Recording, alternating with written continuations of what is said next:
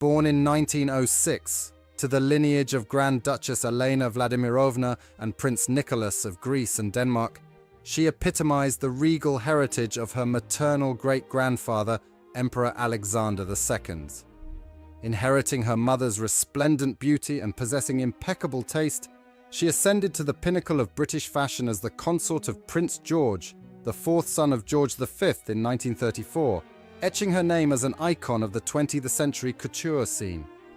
Prince George and Duchess Marina radiated a mesmerizing elegance, earning renown as one of the era's most captivating couples.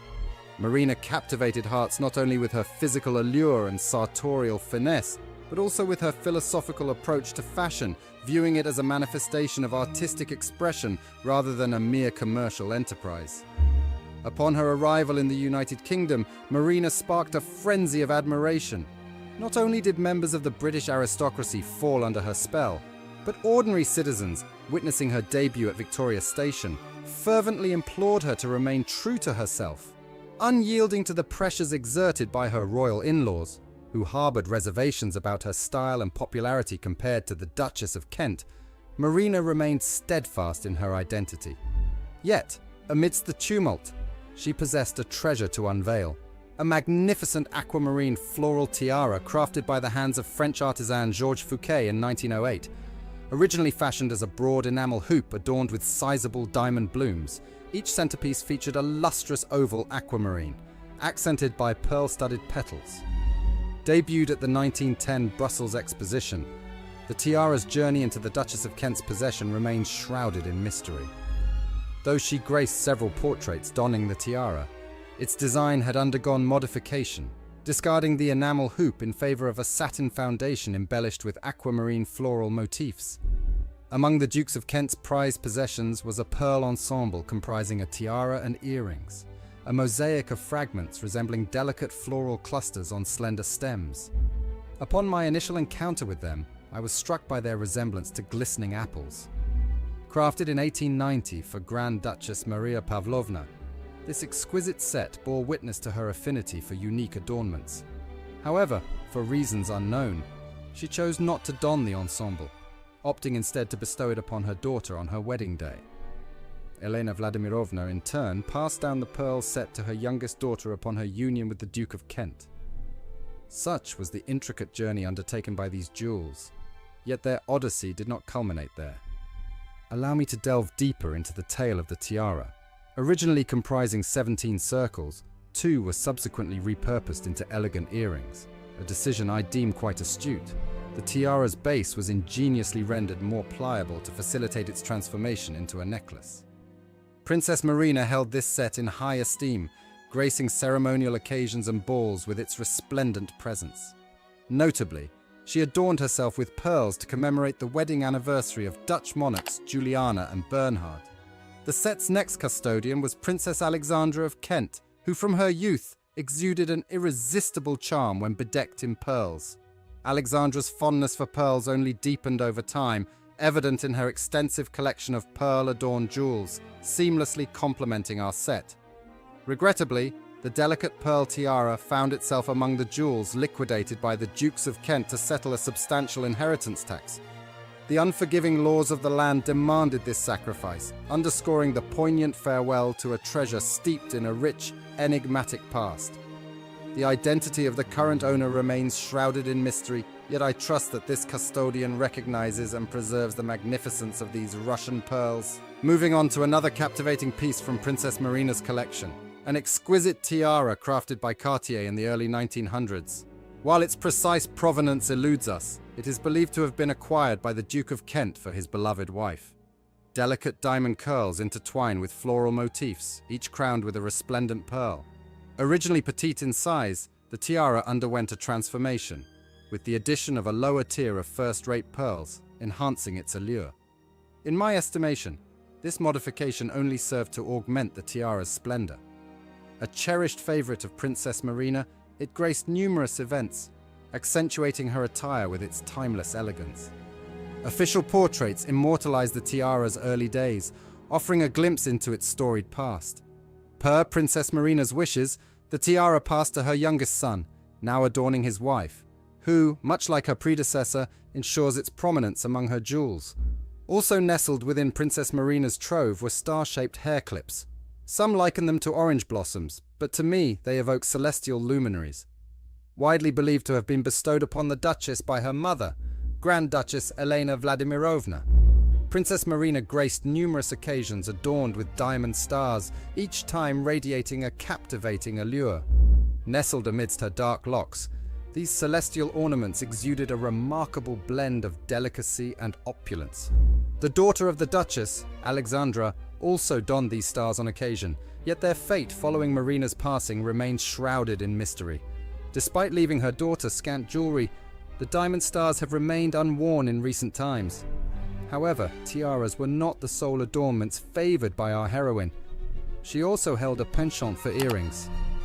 The jewellery of choice for the youngest daughter-in-law of King George V and Queen Mary of Teck boasted the classic Girodol design.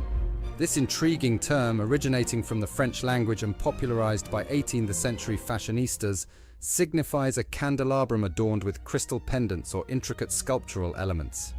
Its artistic connotation, a sheaf of water jets, aptly captures the essence of this ornamental piece. With the rise of voluminous dresses, open necklines, gloves and wigs in court fashion, substantial earrings embellished with 3 pear-shaped pendants seamlessly complemented the era's aesthetic. While strikingly opulent, Girodol earrings were impractical due to their weight, prompting their transformation into lighter versions with 3 pendants by the early 19th century. By the 20th century's advent, virtually every noblewoman possessed a cherished diamond pair. Shortly after her marriage to Prince George of Wales, Princess Marina received a magnificent gift from her mother, a pair of spectacular diamond Girodol earrings. This elegant jewelry set comprises detachable pear-shaped pendants encircled by old-cut diamonds, flanked by movable pendants of similar design. Measuring 8.8 centimeters in length, the earrings exude timeless sophistication. Although initially crafted in the 1770s for Empress Catherine the Great, they found their way into the collection of our heroine's grandmother, Grand Duchess Maria Pavlovna. Yet such acquisitions were hardly surprising, given the daughter-in-law of Emperor Alexander II's renowned fondness for jewellery. These earrings held a special place in the heart of the Duchess of Kent, who frequently adorned herself with the diamond pair. Her inaugural appearance wearing this gift from her mother occurred during the coronation of King George VI in 1937. Following was a remarkable photo session captured by English photographer Cecil Beaton, featuring Princess Marina alongside her sisters, Princess Olga of Yugoslavia and Princess Elizabeth, Countess of Tering-Jettenbach. Even after the passing of her husband, Prince George, Marina remained an active member of the British royal family. Thus, it comes as no surprise that the coveted diamond pair continued to dazzle high society ladies worldwide. These earrings graced the Duchess of Kent during her tour of the Far East in 1952, her visit to Athens, and the coronation of Queen Elizabeth II in 1953. Upon Princess Marina's demise in 1968, the diamond Girodol earrings passed to her eldest son, Prince Edward, Duke of Kent. His wife, Catherine, was featured in several official portraits adorned with her mother-in-law's legacy. From the 1960s to the 1990s, the new Duchess of Kent donned these magnificent earrings at official state occasions, whether it be the opening of Parliament or royal jubilees. However, by the mid-1990s, the ducal couple encountered significant financial difficulties, leading to the discreet sale of the Girodol diamond earrings. In a surprising turn of events in 2000, the jewellery pair appeared at a Christie's auction, albeit with 4 large diamonds in each earring replaced by imitations. Despite this, lot no.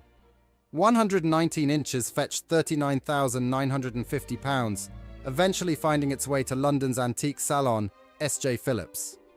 S.J. Phillips has since leased out the antique earrings to various clients. Notably, in 2007, the jewelry adorned Kim Kardashian at a Hollywood Lifestyle Awards party, and later at the premiere of Keeping Up with the Kardashians. Socialite Daphne Guinness also borrowed the earrings for Alexander McQueen's funeral in 2010. However, the antique salon's website no longer showcases the sought-after jewelry.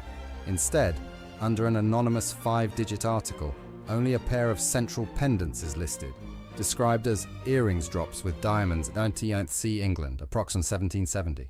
Another marvelous tiara in the Kent collection was the pearl fringe. It first appeared on the Duchess in the 1970s and became another piece of the family's artwork. The small diamond tiara was purchased by Queen Mary of Teck in the 1920s and modified with emeralds. After Mary's death, it was inherited by the Duchess of Kent, Princess Marina, who gave it to her daughter-in-law in 1961, thus creating a new version that became the pearl fringe. The Duchess of Kent's daughter, Lady Helen, delighted her wedding guests by wearing the pearl fringe tiara for her wedding in 1992. This piece of jewelry is another magnificent piece of art from the Kent collection.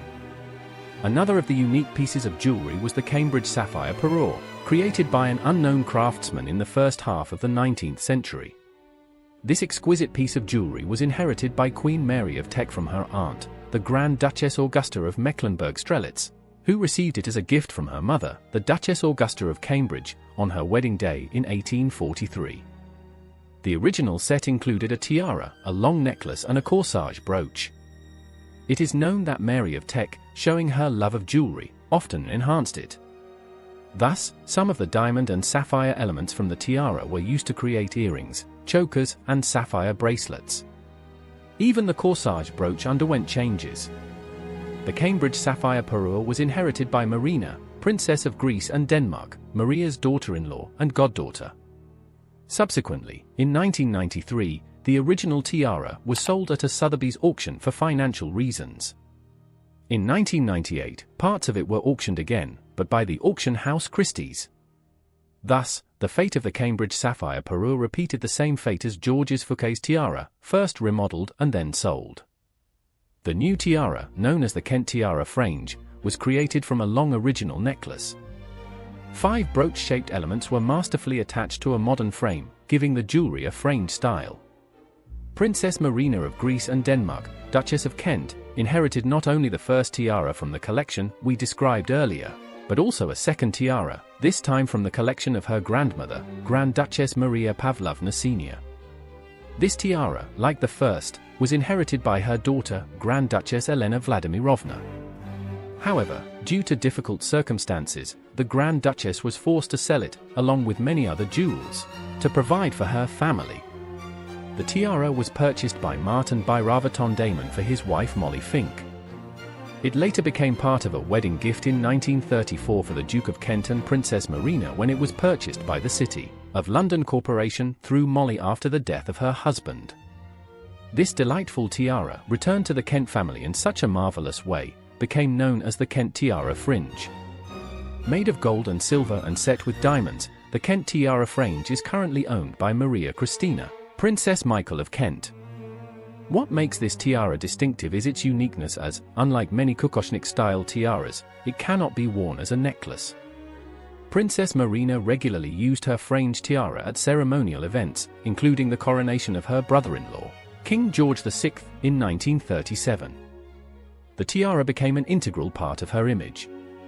30 years after Princess Marina's wedding, the Kent Tiara Fringe met the light again at the wedding of her daughter, Princess Alexandra, in 1963. Thus, the tiara remained in the family and became the legacy of a new generation. Today, the owner of the tiara, Maria Christina, not only continues its traditional use, but also gives it her own style. On her wedding day, she skillfully complemented the tiara with a velvet backing and diamond necklace, giving it a special charm and sparkle. In 2019, the next generation of the Kent family, Lady Gabriella Windsor, also delighted wedding guests by wearing the Kent Fringe tiara for the first time at her wedding to Thomas Kingston at St. George's Chapel, at Windsor Castle. Combining it with a veil and gown by Louise Beccaria gave the tiara a gorgeous new accent. Thus, this delightful tiara continues to delight in its splendor in the new generation of the Kent family, one of the most controversial and eccentric members of the British royal family. Today's discussion will focus on her jewelry. Princess Michael of Kent was born in the town of Carlsbad, now known as Karlovy Vary in the Czech Republic. Before marrying Prince Michael of Kent in 1978, she held the title of Baroness and was known as Marie Christine von Reibnitz. Her noble lineage dates back to the 13th century and has ties to Germany, Austria, and Hungary. Princess Michael herself often claims that her royal ancestry is more distinguished than anyone who has married into the royal family. However, historians argue that while Marie Christine's family does have ancient aristocratic roots, it is far more modest than the princess likes to portray. Marie Christine was born at the end of World War II, a particularly tumultuous period for Europe. The Baroness's father, Gunther von Reibnitz, and her mother, Hungarian Countess Maria, separated in 1946, just a year after the future princess was born. In Australia, Maria Christine's mother opened a beauty salon, while the young Baroness attended a Roman Catholic school. At that time, they didn't have much money. Rumor has it that her mother even had to sell a tiara to buy the salon in the eastern suburb of Australia. In Sydney, Marie Christine spent 15 years living a relatively modest life. In 1964, at the age of 19, she moved to London to study the history of fine and decorative arts at the Victoria and Albert Museum. It wasn't long before she started mingling with the local high society. From the moment she arrived in London, she mingled with the royal circles, which she believed was her inherent right, noted one observer.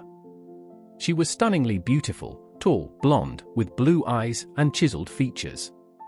In these royal aristocratic circles, she was hard to miss. It was through her interactions with the British elite that Marie Christine met her first husband, English banker Thomas Trubridge. They married in 1971, but the union was short-lived, ending in divorce in 1977.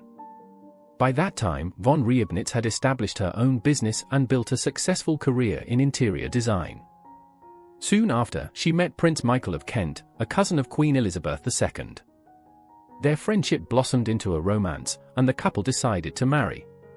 However, strict rules at the time forbade members of the British royal family from marrying Catholics. Prince Michael chose his beloved, thereby forfeiting his rights to the British throne. The Kents have never carried out official state duties or received public funding, but they frequently appear at public events alongside other royal family members. And what event would be complete without jewelry? Let's begin with the incredible Aquamarine suite. This set includes a necklace made of fine pearls featuring a large rectangular aquamarine with an oval aquamarine pendant, flanked by 2 octagonal aquamarines. It also consists of matching aquamarine earrings and a brooch, which features either 3 oval aquamarines or 2 oval aquamarines with a large pear-shaped pendant. The origins of this impressive set are unknown, although the setting style suggests it dates back to the early 20th century. Princess Michael started wearing this pearl and aquamarine set shortly after her wedding to Prince Michael of Kent in 1978. The aquamarine suite was most frequently worn during the 1990s. Princess Michael has also donned various elements of the aquamarine set in recent years, including at the service marking the 60th anniversary of the late Queen's coronation in 2013. She continued to showcase her aquamarine set in recent years, most notably paired with the Kent festoon tiara at the state banquet at Buckingham Palace during the Netherlands state visit to the UK in 2018. There is no doubt that we will continue to see this stunning suite for many years to come. Another remarkable piece is the Art Deco pearl necklace. When Princess Marina of Greece and Denmark married Prince George, Duke of Kent, in 1934, she received stunning pearls, a necklace, bracelets, and a pair of earrings as a wedding gift from her groom. Princess Marina was never pictured wearing the necklace, but she often wore the bracelet or a modified section as a choker, using one of Princess Louise's diamond daisy brooches as a clasp. The Art Deco clasp on this choker differs from the one on the necklace, suggesting it might be a modified piece created from the necklace or additional diamond motifs. After Princess Marina's death in 1968, the pearl bracelet's necklace became part of the jewelry inherited by her younger son, Prince Michael of Kent. Following his marriage to Baroness Marie Christine von Reibnitz in 1978, the newly titled Princess Michael was frequently seen wearing these pieces as bracelets. In the 1980s, Princess Michael began wearing the pearl necklace along with the Vladimir pearl earrings, which I will discuss later. These pieces became prominently featured in a series of portraits by Norman Parkinson, taken in 1981. By the 1990s, Princess Michael was wearing the striking pearl necklace quite often. The most recent sighting was at the gala concert of Crown Prince Lika of Albania in 2016. Now let's turn to the Vladimir pearl earrings. Princess Michael frequently dons 3 large pear-shaped pearl drops, believed to have belonged to the formidable Grand Duchess Vladimir, renowned for her splendid jewelry collection. The Grand Duchess was often depicted wearing an array of impressive large pear-shaped pearls on earrings, brooches, necklaces, and the famous Vladimir pearl and diamond tiara. After the Grand Duchess's jewels were dramatically smuggled out of Russia following the revolution and her death in 1920, all her pearl and diamond pieces were inherited by her only daughter, Grand Duchess Elena Vladimirovna, Princess of Greece. Elena sold many of these jewels, including the Vladimir pearl and diamond tiara, to Queen Mary, but managed to pass 3 pear-shaped pearls to her daughter, Princess Marina, Duchess of Kent. Marina wore 2 of the pearls as earrings and used the third as a pendant on various brooches, including Princess Louise's diamond daisy brooches. Upon Princess Marina's death in 1968, the Vladimir pearls were inherited by her younger son, Prince Michael, who has a profound appreciation for his Romanov heritage. When he married a few years later, his wife, Princess Michael, began wearing the pearls in a variety of creative ways, configuring them into different earring arrangements and attaching the pendant to numerous necklaces and brooches. Currently, Princess Michael often wears the Vladimir pearl earrings with the Kent festoon tiara, frequently attaching the earrings to a diamond bow and wearing the third pearl as a pendant on a necklace. Princess Michael continues to attend and be photographed at state banquets and other glittering royal events, so there's no doubt we'll continue to see the versatile Vladimir pearls for many years to come. Another fascinating piece in her collection is the diamond brooch of Empress Maria Feodorova. It is believed that this antique diamond brooch originated from the Dowager Empress's collection and was among the jewels she took into exile. It was later acquired by Queen Mary, who had married the Empress's nephew, from her estate after her death in 1928. Queen Mary was pictured wearing this brooch in the 1940s. Upon Queen Mary's death in 1953, the brooch was inherited by her daughter-in-law, Princess Marina, Duchess of Kent, who apparently was not photographed with it, and bequeathed the brooch to her younger son, Prince Michael, upon her death in 1968. The brooch appeared quite frequently after he married Baroness Marie Christine von Reibnitz in 1978, usually worn at daytime events. At some point, Princess Michael adapted Empress Maria Feodorova's diamond brooch to be worn as a pendant on a 3-strand pearl necklace, often paired with one of the Vladimir pearls, a diamond pendant, or Princess Louise's emerald brooch. This necklace is primarily worn at evening events, most recently seen at the American State Banquet at Buckingham Palace in 2019. Which piece of jewelry impressed you the most? Share your comments.